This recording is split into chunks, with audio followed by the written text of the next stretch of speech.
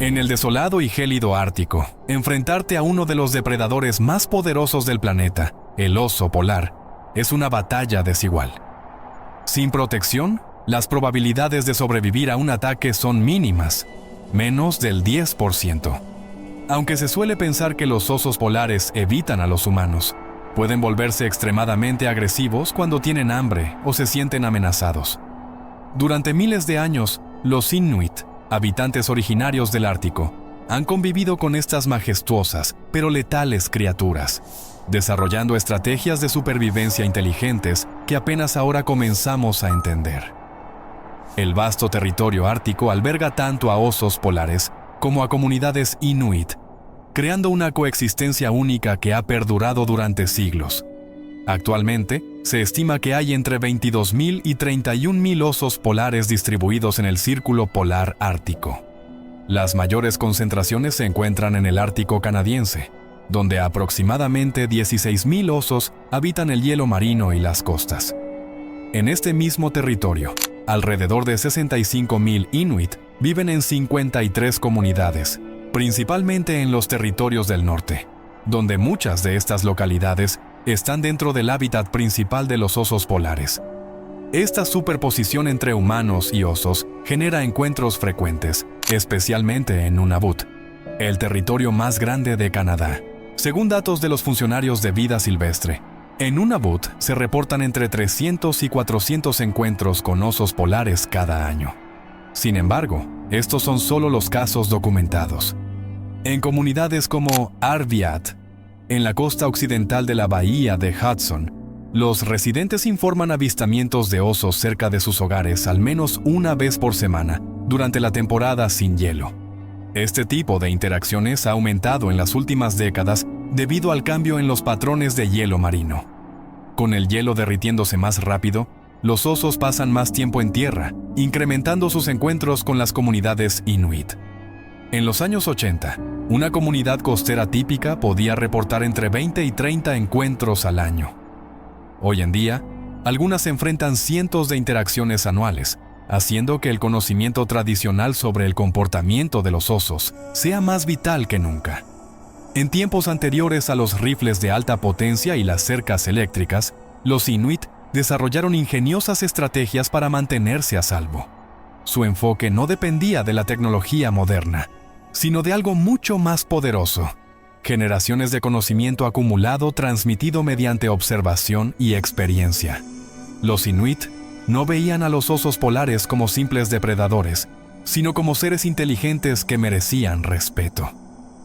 Esta perspectiva no solo era filosófica, sino también una herramienta práctica para la supervivencia. Al entender los patrones y comportamientos de los osos, podían anticipar y evitar situaciones peligrosas. Una de sus primeras líneas de defensa era su habilidad para detectar a los osos antes de tener contacto directo. Los cazadores Inuit perfeccionaron técnicas de lectura del viento, utilizando dedos húmedos para captar cambios sutiles en la dirección del aire. También construían pequeños montones de nieve para observar cómo el viento dispersaba partículas, revelando corrientes de aire que podrían transportar el olor de un oso cercano. Un anciano relató cómo su padre podía detectar la presencia de un oso a más de 2 kilómetros de distancia solo con estas técnicas. Además, los Inuit eran maestros en leer las huellas en la nieve, interpretándolas como si fueran titulares de un periódico. Podían determinar el tamaño de un oso según la profundidad de sus pisadas, su nivel de hambre por la dirección de su trayecto, e incluso su intención por el patrón de las huellas. Una línea recta indicaba que el oso iba con un propósito, generalmente cazando, mientras que un rastro serpenteante señalaba que no representaba una amenaza inmediata. Como decía un cazador, la nieve te cuenta todo si sabes leerla.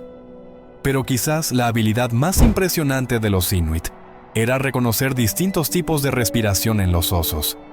Podían identificar una respiración constante y tranquila como la de un oso curioso, que podía volverse agresivo.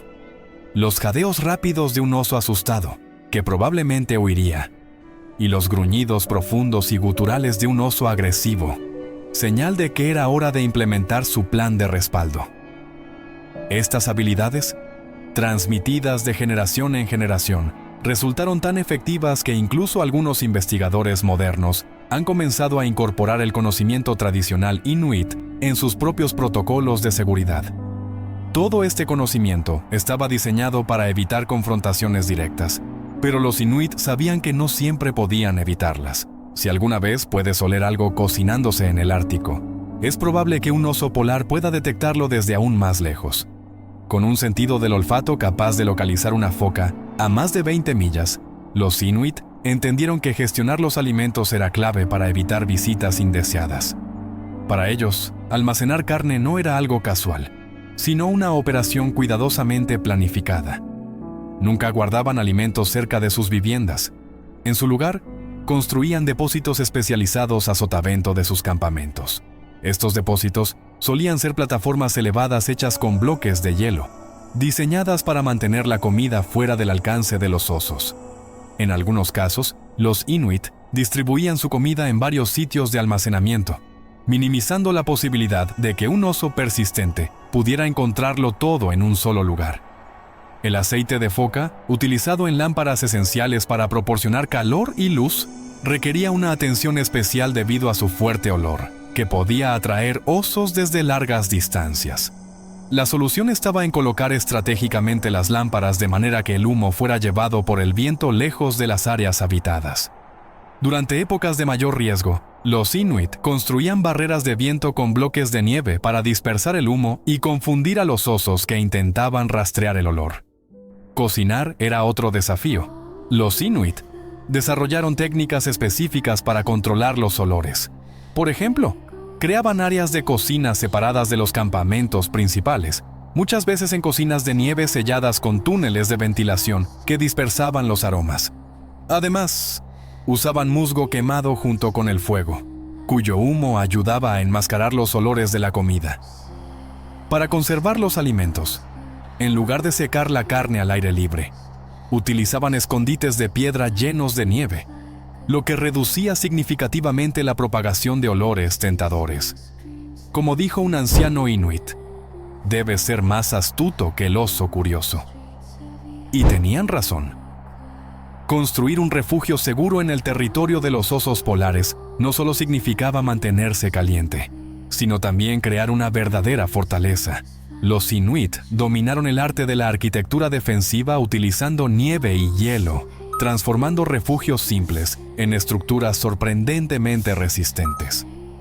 El icónico iglú, por ejemplo, no solo estaba diseñado para mantener el calor, sino que su forma de domo lo hacía increíblemente fuerte, capaz de soportar el peso de un oso si decidía trepar sobre él.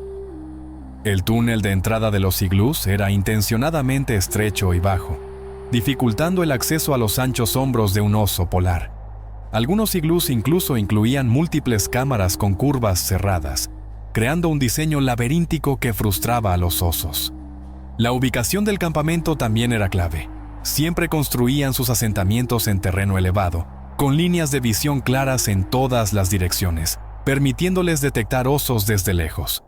Además, elegían lugares donde los vientos predominantes alejaran los olores humanos de las rutas frecuentadas por osos. Una estrategia particularmente ingeniosa era situar los campamentos cerca de crestas de hielo natural, terrenos que los osos generalmente evitaban debido a la dificultad de moverse por ellos. Los inuit también desarrollaron un ingenioso sistema de alarma natural. Compactaban la nieve alrededor de sus refugios, creando caminos que producían crujidos distintivos al caminar sobre ellos. Estos sonidos cambiaban según la proximidad a las áreas para dormir, ayudándolos a identificar la dirección exacta desde donde podría acercarse un oso, incluso en completa oscuridad. En lugares con alta actividad de osos, la comunidad organizaba turnos de vigilancia nocturna, pero estos no eran solo aburridos patrullajes. Las vigilias eran momentos para contar historias, trabajar en herramientas y enseñar a los jóvenes sobre el comportamiento de los osos. Como comentó un inuit, la vigilancia nocturna era nuestra primera forma de televisión. La persona encargada de la vigilancia se ubicaba en un refugio de hielo, construido con vistas en todas las direcciones, equipado con señales de advertencia para alertar al campamento en caso de peligro. Sin embargo, Cuando evitar el conflicto no era posible y enfrentarse al oso se volvía inevitable, los inuit contaban con un arsenal impresionante de armas y herramientas tradicionales, perfeccionadas a lo largo de miles de años. Mientras los cazadores modernos confían en rifles de alta potencia, los inuit dependían de su profundo conocimiento del entorno y su habilidad para enfrentarse a estas criaturas. Los ancestros inuit desarrollaron armas increíblemente efectivas, a partir de los materiales que tenían a su disposición en el duro entorno ártico. Su arma defensiva principal era la nuluk, una lanza especializada para enfrentamientos con osos polares que medía alrededor de 2 metros de largo. Estas lanzas no eran simples palos puntiagudos, sino auténticas obras de ingeniería. El mango estaba hecho de madera flotante tratada, seleccionada por su flexibilidad y resistencia al frío extremo. La punta, por su parte, solía estar fabricada con marfil o hueso, diseñada con púas que podían romperse dentro del oso, dejando un rastro de sangre rastreable si el animal huía. Lo que hacía a estas lanzas particularmente impresionantes era su diseño modular. Las cabezas podían reemplazarse rápidamente si se dañaban, y muchos cazadores llevaban puntas adicionales para diferentes escenarios. Algunas incluso contaban con un ingenioso sistema de liberación rápida, que permitía al cazador separar la asta de la lanza si el oso lograba agarrarla, dejando la punta incrustada mientras el cazador podía escapar. Este diseño salvó innumerables vidas a lo largo de generaciones. Los perros de trineo también desempeñaban un papel fundamental en la protección contra osos. No solo eran un medio de transporte, sino un sistema de alerta temprana altamente sofisticado. Estos perros estaban entrenados para formar círculos protectores alrededor de los humanos cuando detectaban un oso, ladrando lo suficiente como para disuadir a la mayoría de los depredadores. Un anciano relató que el perro líder de su abuelo era capaz de distinguir entre osos machos y hembras simplemente por el olfato y enviaba señales específicas según el caso. Las barreras y trampas tradicionales también eran cruciales. Los inuit creaban sistemas de advertencia con cadenas de huesos de foca huecos que, al moverse con el viento, emitían sonidos que alertaban sobre la presencia de osos. Además, construían defensas con bloques de hielo que creaban pasajes estrechos, ralentizando cualquier ataque y otorgando a los defensores una posición estratégica. Mantener estas armas en buen estado requería cuidados especiales. Por ejemplo, las astas de las lanzas se trataban regularmente con aceite de foca para evitar que se agrietaran por el frío, y las piezas de repuesto se almacenaban en depósitos de nieve, diseñados para mantener una temperatura constante. Las puntas de metal, adquiridas a través del comercio en épocas más recientes, eran envueltas en piel de foca para protegerlas de volverse frágiles con el frío extremo. Como decía un cazador inuit, tu arma solo es tan buena como el cuidado que le das. El Ártico es un entorno que cambia drásticamente con cada estación, y los inuit adaptaron sus estrategias para la seguridad en función de estas transformaciones. La primavera era considerada la temporada más peligrosa. Después de meses de ayuno invernal, los osos emergían hambrientos y agresivos, aumentando el riesgo de encuentros. Durante este periodo, conocido como la época de las sombras hambrientas, los inuit intensificaban sus medidas de seguridad, viajaban en grupos, limitaban sus movimientos a las horas más brillantes del día y restringían las actividades en áreas de alto riesgo. Según registros de ancianos, el 40% de los encuentros serios con osos ocurrían en primavera. El verano traía nuevos retos. Con el hielo marino derritiéndose, los osos se veían obligados a desplazarse a tierra firme, aumentando los encuentros cerca de los campamentos costeros. Para reducir el riesgo, los inuit movían sus asentamientos hacia el interior y diseñaban rutas de viaje que evitaban las zonas frecuentadas por osos. También ajustaban sus actividades de caza, pasando de focas en los bordes del hielo, donde los osos podían competir, a caribúes y peces. En otoño, los osos se enfocaban en acumular grasa para el invierno, siguiendo patrones de caza predecibles. Los inuit estudiaban estos movimientos y creaban mapas mentales detallados de las áreas de mayor riesgo, marcándolas con montones de piedras o latas para advertir a otros cazadores. Este sistema de alerta geográfica fue tan efectivo que se transmitió a lo largo de generaciones. Una tradición fascinante entre los Inuit era mantener detallados calendarios de osos, registros precisos de cuándo y dónde solían aparecer los osos polares cada año. Esta práctica les permitía predecir patrones futuros y ajustar sus estrategias de supervivencia.